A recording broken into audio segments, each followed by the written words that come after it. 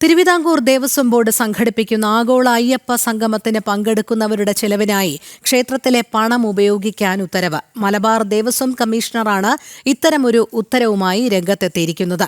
താമസവും ഭക്ഷണവും ഉൾപ്പെടെയുള്ള ചെലവുകളാണ് ക്ഷേത്രത്തിന്റെ ഫണ്ടിൽ നിന്ന് എടുക്കാൻ നിർദ്ദേശം നൽകിയിരിക്കുന്നത്. മലബാർ ദേവസ്വം ബോർഡ് ജീവനക്കാർക്ക് മാസങ്ങളായി ശമ്പളം പോലും ഇല്ലാതെ ഇരിക്കുമ്പോഴാണ് ദേവസ്വം കമ്മീഷണറുടെ ഈ വിവാദ ഉത്തരവ്. ജനം ബ്രേക്കിംഗ്. ഈ വാർത്തയുടെ കൂടുതൽ വിവരങ്ങളുമായി മിഥുൻ പിള്ള ചേരുന്നു. മിഥുൻ, സർക്കാർ സ്പോൺസേർഡ് ആഗോള അയ്യപ്പ സംഗമം എന്തിനാണ് എന്നുള്ള ചോദ്യങ്ങൾ പോലും ഉയരുകയാണ്. ഇത്തരത്തിൽ VIP-കൾക്ക് വേണ്ടി മാത്രമായി ഒരു സംഗമത്തിന്റെ പ്രാധാന്യം എന്ത്, അല്ലെങ്കിൽ പ്രസക്തി എന്ത് എന്നുള്ള ചോദ്യങ്ങൾ ഉയരുമ്പോഴാണ് തിരുവിതാംകൂർ ദേവസ്വം ബോർഡ് ഇത്തരത്തിൽ സംഘടിപ്പിക്കുന്ന ഈ ആഗോള അയ്യപ്പ സംഗമത്തിൽ പങ്കെടുക്കുന്നവരുടെ ചിലവിനായി ക്ഷേത്രത്തിലെ പണം ഉപയോഗിക്കാനുള്ള ഉത്തരവ് മലബാർ ദേവസ്വം കമ്മീഷണറുടെ ഭാഗത്തു നിന്നും ഉണ്ടായിരിക്കുന്നത് എന്നുള്ളതാണ്. ദേവസ്വം ജീവനക്കാർ വലിയ രീതിയിൽ സാമ്പത്തിക പ്രതിസന്ധി നേരിടുന്നുണ്ട്. ശമ്പളം അടക്കമുള്ള കാര്യങ്ങളിൽ ഇപ്പോഴും നിരുത്തരവാദപരമായ ഒരു സമീപനമാണ് നിലവിലും ദേവസ്വം ബോർഡ് നടത്തിക്കൊണ്ടിരിക്കുന്നത്. അപ്പോഴാണ് ഇത്തരത്തിൽ ഈ സർക്കാർ VIP-കൾക്കായി എല്ലാ സഹായവും നൽകുന്നതിനായി ക്ഷേത്ര ഫണ്ട് ഉപയോഗിക്കാം എന്നുള്ളൊരു വിചിത്ര ഉത്തരവ് വരുന്നത്, അല്ലേ? തീർച്ചയായും രോഹിണി, നമുക്കറിയാം ക്ഷേത്രത്തിന്റെ ഫണ്ട് ക്ഷേത്ര ആവശ്യങ്ങൾക്ക് മാത്രമേ വിനിയോഗിക്കാൻ പാടുള്ളൂ എന്നാണ് ചട്ടം. എന്നാൽ ആ ചട്ടങ്ങളൊക്കെ ലംഘിക്കാനാണ് ഈ ഒരു പുതിയ ഉത്തരവിലൂടെ മലബാർ ദേവസ്വം ബോർഡ് കമ്മീഷണർ പറയുന്നത്. മാത്രമല്ല, നമുക്കറിയാം ആഗോള അയ്യപ്പ സംഗമം അത് സർക്കാർ സ്പോൺസേർഡ് പരിപാടിയാണ്.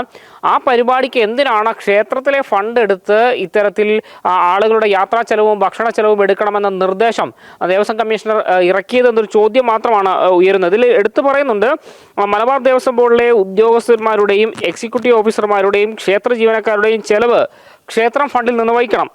കൂടാതെ അതായത് ഇവരുടെ യാത്ര, ഭക്ഷണം തുടങ്ങിയ കാര്യങ്ങളുടെ ചെലവുകൾ. മറ്റൊന്ന്, ബോർഡ് അംഗങ്ങളുടെയും ഉദ്യോഗസ്ഥരുടെയും ഏരിയ കമ്മിറ്റി അംഗങ്ങളുടെയും ചെലവ് മലബാർ ദേവസ്വം ബോർഡിന്റെ തനത് ഫണ്ടിൽ നിന്ന് ഈടാക്കാനും നിർദ്ദേശിച്ചിട്ടുണ്ട്. അതായത് മലബാർ ദേവസ്വം ബോർഡിന്റെ കീഴിലുള്ള ക്ഷേത്രങ്ങളുടെ ഫണ്ട് ഉപയോഗിച്ചുകൊണ്ട് അതത് ക്ഷേത്രങ്ങളിലെ ജീവനക്കാർ ഈ ഒരു ആഗോള അയ്യപ്പ സംഗമത്തിൽ പങ്കെടുക്കണമെന്നുള്ള നിർദ്ദേശം കൂടിയാണ് ഈ മലബാർ ദേവസ്വം ബോർഡ് കമ്മീഷണർ നൽകിയിരിക്കുന്നത്. നമുക്കറിയാം, പണ്ടത്തെ HRNC നിയമപ്രകാരം തന്നെയാണ് ഇപ്പോഴും ഈ മലബാർ ദേവസ്വം ബോർഡ് പ്രവർത്തിക്കുന്നത്. അതായത് ദേവസ്വം ബോർഡ് എന്ന പേര് വന്നെങ്കിൽ പോലും നിയമങ്ങളൊന്നും മാറ്റാതെ പഴയ അതേ രീതിയിൽ തന്നെയാണ് ഇപ്പോഴും തുടരുന്നത്. ഒരു ഏകീകൃത സംവിധാനമില്ല. ഭൂരിഭാഗം ജീവനക്കാർക്കും കൃത്യമായി ശമ്പളമില്ല, മറ്റ് ആനുകൂല്യങ്ങളൊന്നുമില്ല. ഇവിടെ നമുക്കറിയാം, ഏതാനും നാളുകൾക്ക് മുമ്പാണ് ഈ പാലക്കാടുള്ളൊരു ക്ഷേത്ര ജീവനക്കാരന് ഇത്തരത്തിൽ ആനുകൂല്യങ്ങളൊന്നും കിട്ടാതെ അദ്ദേഹം രോഗശയ്യയിൽ കിടന്ന് മരിക്കുന്ന കാഴ്ച പോലും നമ്മൾ കണ്ടതാണ്. അത്തരത്തിലൊരു ഭീകരമായ സാഹചര്യം നിലനിൽക്കുന്ന അതേ സാഹചര്യത്തിനിടെയാണ് ഈ ഇത്തരം ഒരു വിവാദ ഉത്തരവുമായി മലബാർ ദേവസ്വം ബോർഡ് കമ്മീഷണർ വന്നിരിക്കുന്നത്. ശമ്പളവും ആനുകൂല്യവും ഒന്നും ഇല്ലാതെ കാലങ്ങളായി പട്ടിണിയിൽ കഴിയുന്ന, എനിക്ക് തോന്നുന്നു ഇത്രയും കുറഞ്ഞ വേതനം വാങ്ങുന്ന മറ്റൊരു ജീവനക്കാർ പോലും ഈ സംസ്ഥാനത്തുണ്ടാകില്ല. അത്രയേറെ കുറഞ്ഞ വേതനം വാങ്ങിക്കൊണ്ട് ജോലി ചെയ്യുന്ന ആളുകളാണ് ഈ മലബാർ ദേവസ്വം ബോർഡിന് കീഴിലെ ക്ഷേത്രങ്ങളിലുള്ളത്. ആ ഒരു സാഹചര്യം നിലനിൽക്കുകയാണ് ഈ വിവാദ ഉത്തരവ്. കൃത്യമായി ഈ ഉത്തരവിന്റെ അടിസ്ഥാനത്തിൽ പറയുകയാണെങ്കിൽ ഏത് രീതിയിലുള്ള ചിലവ് വഹിക്കണം എന്നാണ് നിലവിലിപ്പോൾ ദേവസ്വം കമ്മീഷണർ ഉത്തരവ് നൽകിയിരിക്കുന്നത്? കാരണം ഏതൊക്കെ രീതിയിലുള്ള ചിലവുകൾ എങ്ങനെയൊക്കെ ക്ഷേത്ര ഫണ്ടിൽ നിന്ന് ഉപയോഗിക്കാം എന്നുള്ളതാണ്. അതിലൊരു വ്യക്തത മിഥുന് നൽകാൻ കഴിയുമോ? തീർച്ചയായും. അതായത് ഈ ആഗോള അയ്യപ്പ സംഗമത്തിൽ ക്ഷേത്രം ജീവനക്കാർ പങ്കെടുക്കണം. ആ പങ്കെടുക്കുന്ന ജീവനക്കാരുടെ യാത്രാ ചെലവ്, ഭക്ഷണ ചെലവ് എന്നിവയാണ് ക്ഷേത്രം ഫണ്ടിൽ നിന്ന് എടുക്കേണ്ടത്. സാധാരണഗതിയിൽ അങ്ങനെ ഒരു ചട്ടമില്ല. അതായത് എങ്ങനെയാണ് ക്ഷേത്രത്തിന്റെ ഫണ്ട് ക്ഷേത്ര ആവശ്യങ്ങൾക്ക് മാത്രമാണ് ഉപയോഗിക്കാൻ വേണ്ടി സാധിക്കുകയുള്ളൂ. അല്ലാതെ ഇത്തരത്തിൽ ഈ ആഗോള അയ്യപ്പ സംഗമത്തിൽ പങ്കെടുക്കുന്ന ജീവനക്കാരുടെ, അതായത് മലബാർ ദേവസ്വം ബോർഡ് ജീവനക്കാരുടെ ഭക്ഷണവും താമസവും അടക്കമുള്ള ചെലവുകൾ എങ്ങനെയാണ് ക്ഷേത്ര ഫണ്ടിൽ നിന്ന് എടുത്ത് ചിലവാക്കാൻ സാധിക്കുക എന്നൊരു ചോദ്യം തന്നെയാണ് ഉയരുന്നത്. കാരണം ക്ഷേത്രത്തിന്റെ ഫണ്ട് ഉപയോഗിക്കണമെങ്കിൽ തന്നെ അതിന് കൃത്യമായൊരു മാനദണ്ഡമുണ്ട്. ആ മാനദണ്ഡങ്ങളുടെ ഒരു ലംഘനം കൂടിയായിട്ട് വേണം ഇതിനെ കണക്കാക്കാൻ.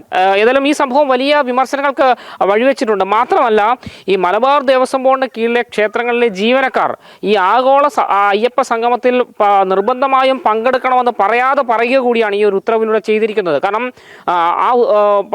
ഒരു വാക്കാലുള്ളൊരു ഉത്തരവ് പല ജീവനക്കാർക്കും ഇത്തരത്തിൽ എത്തിയിട്ടുണ്ടെന്നൊരു വിവരം കൂടി ലഭിക്കുന്നുണ്ട്. പറഞ്ഞുകൊണ്ട് അയ്യപ്പ സംഗമത്തിൽ എന്തായാലും പങ്കെടുക്കണമെന്നൊരു ആവശ്യം തന്നെയാണ് ഇവർ ഉന്നയിക്കുന്നത്.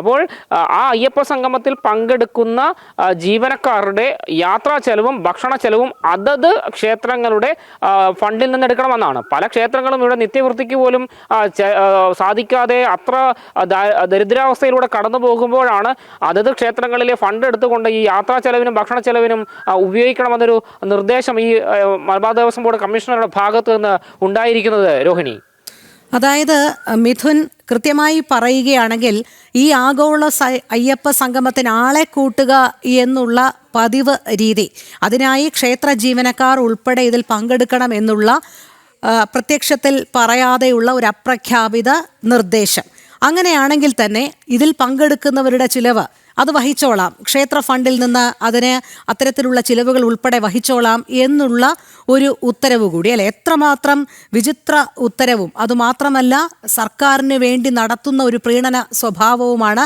രാഷ്ട്രീയ ലക്ഷ്യം വെച്ചുകൊണ്ടുള്ളതാണ് ഈ ഉത്തരവും നീക്കവും എന്ന് തന്നെയല്ലേ പറയേണ്ടത്?